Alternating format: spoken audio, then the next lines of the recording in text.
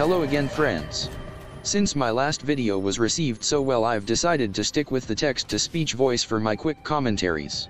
I'll still use my real voice for more in-depth topics, but for other videos where I just want to quickly put my thoughts out there, the text-to-speech voice allows me to create videos significantly faster. This will allow me to continue creating YouTube content while I work towards other goals like game development and schooling.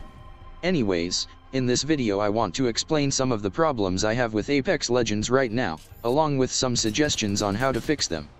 To start off, one of the big problems with Apex Legends is how some of the weapons are downright terrible to the point where they're hardly even worth picking up.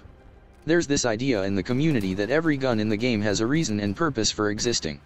To these people, I ask you this question. What fucking purpose does the Mozambique and P2020 serve in this game? The only thing these guns are effective at, are being pieces of absolute shit that get me killed whenever I try to use them. You could argue that these weapons exist to give you something to use during your first fight for loot, but if anything these guns just add a frustrating RNG element to the game. Think of all the times you've picked up one of these BB guns, and then proceeded to tickle your enemies before they turn around and light you the fuck up. The amount of virtual balls I've had to suck as a result of getting these guns when I first land, is a testament to how fucking useless they are. The worst part is that they take up valuable space in the loot pool, making it even harder to find better weapons. Personally, I think that the P2020 needs a significant damage increase while the Mozambique should have double the magazine capacity. It's a real shame that the Mozambique is as bad as it is, since in Titanfall 2, this is easily one of my favorite weapons. However, putting the Mozambique and P2020 aside, I think there are two other weapons that could use a buff. The first is the Alternator. While this gun isn't completely useless, I really question why it even exists since it's outclassed by almost every other weapon. It deals 1 more damage per shot than the R99, with like, half the fucking fire rate. What a great trade-off. So I think it should come as no surprise that I think the Alternator should have its damage increased. In Titanfall 2, the Alternator has the highest per shot damage of all the SMGs and can be tap-fired for perfect hip-fire accuracy. It's an excellent skill-based weapon that requires good timing, aim, and ammo management to succeed, and it's commonly used as the weapon of choice by the most elite Titanfall players. If these traits were brought over to the Apex Legends version of the gun, I think it would make the Alternator a lot more appealing. I get that these games are very different from each other, but I still think these mechanics would translate very well into Apex Legends. The last weapon that I think needs a buff might be a bit surprising. The Kraber is a gold tier crate only weapon with insane damage per shot, but sadly I feel it comes with too many drawbacks to make it worthy of its crate only status. By default, Apex Legends is an extremely aggressive battle royale game that favors close range engagements, which makes long range guns like the Kraber much harder to use. The other sniper rifles in the game are much better suited for medium range fights, while the Kraber has a ridiculously high zoom scope, slow rechamber speed, and tiny magazine. If you were to ask me to pick between a longbow with all my favorite attachments, or the Kraber, I would choose the longbow every time. To make the Kraber more appealing, I think it should come equipped with the 4 to 10 times golden thread optic, and have a faster rechamber speed. While the Kraber has extremely high damage, in a team-based game like Apex Legends it's fairly easy for players to crawl over to their teammates and get a revive, especially when you consider that the Kraber is only effective at long ranges. For these reasons, I think that a buff is completely justified. My next issue with Apex Legends right now is the progression system. When I first started playing the game, I was actually surprised by how quickly I was earning crates. While unlocking everything I wanted was clearly still out of reach, I was still earning enough crates to feel adequately rewarded. I started to notice that leveling up was taking longer as my player level increased, which is to be expected. But once I reached level 20, I was only earning a crate every other level. This was annoying but not that bad as I was still earning crates at a pretty quick rate. But then I reached level 50 and the progression slowed to a grinding halt. At this point not only was it taking quite a while to level up, but I was only earning crates every 3 levels. It quickly became apparent that not even a single legendary item that I wanted was within my reach. I only have about 450 crafting materials, which is nothing when you consider that a single legendary item costs 1,200. So as far as I'm concerned, once you reach level 50 then there really isn't any form of progression past that. Let go of your dreams of saving up crafting materials for the item that you actually want, because unless you live in a field of 4-leaf clovers and have a horseshoe permanently lodged in your rectum, you'll never fucking get what you want from the crates. Now maybe the battle pass coming in March will fix the progression system, but given how I felt baited into feeling the loot boxes are far from egregious, I have my doubts that the battle pass will be any more meaningful.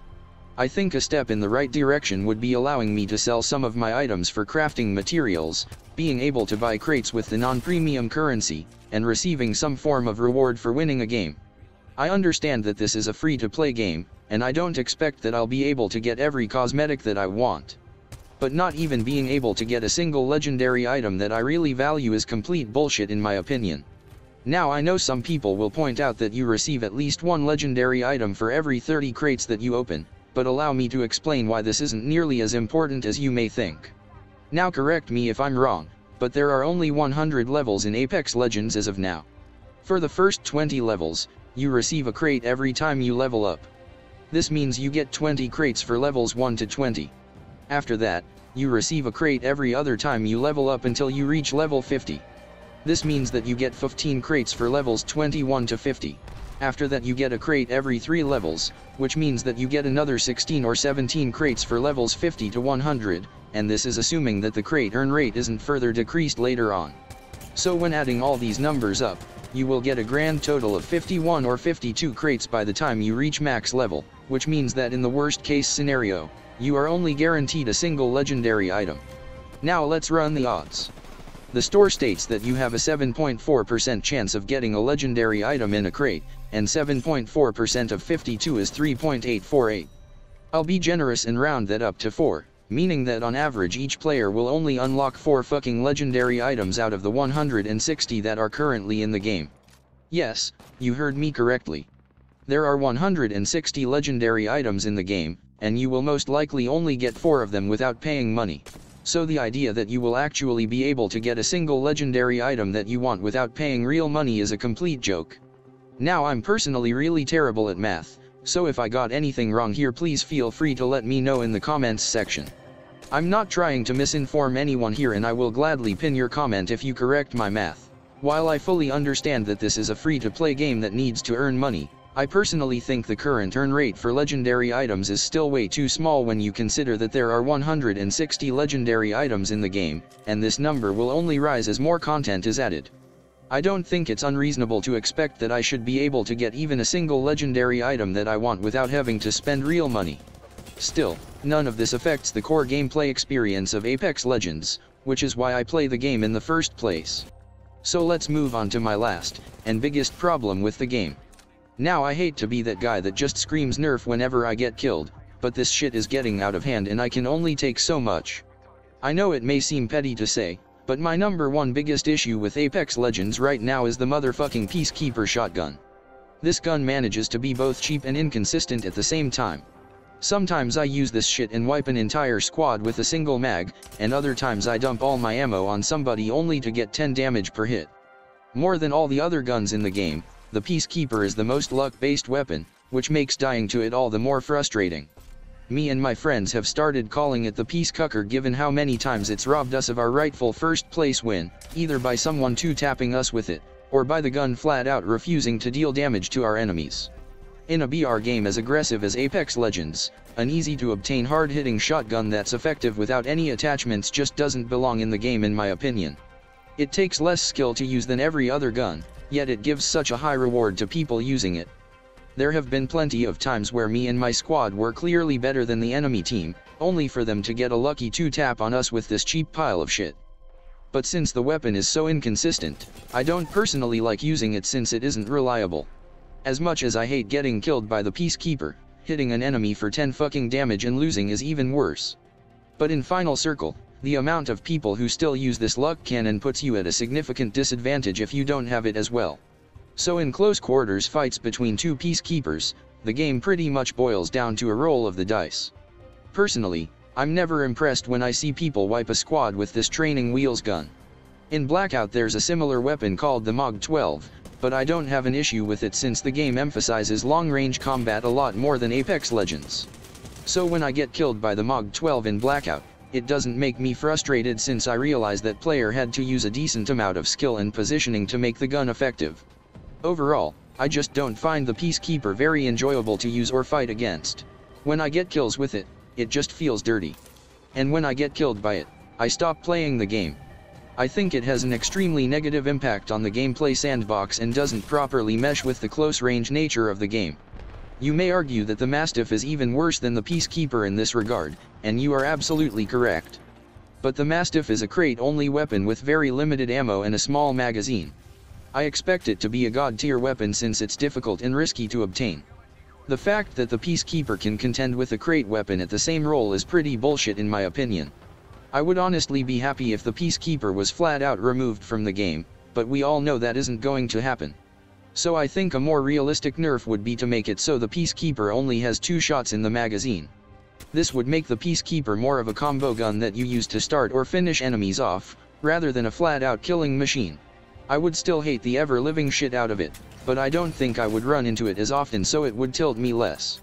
Like I said, this may seem like a petty thing to consider the worst issue with Apex Legends, but it really sucks the fun out of the game for me personally.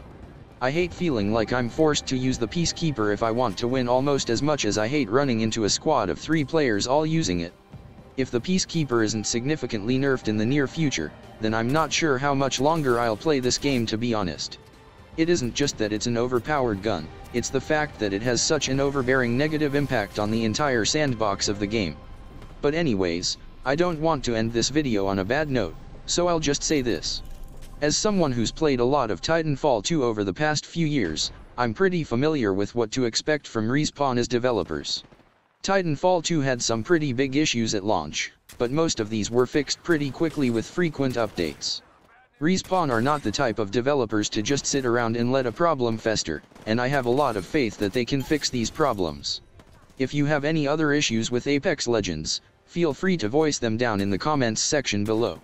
Thank you all so much for watching and listening to me vent a little, and I'll see you guys on the frontier. You are the Apex Champions.